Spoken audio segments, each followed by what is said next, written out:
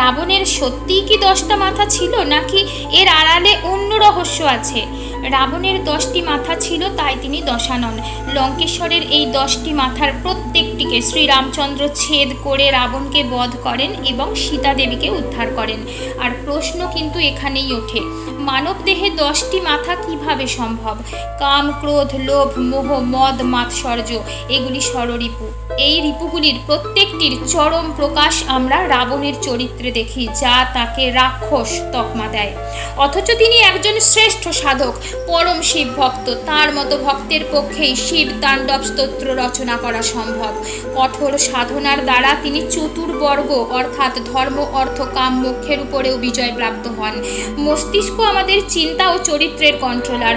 দশাননের 10টি মাথা তার চরিত্রের এই চরম 10টি দিককে দর্শায়, যাদের পৃথক পৃথক মাথার সাথে তুলনা করা হয়েছে।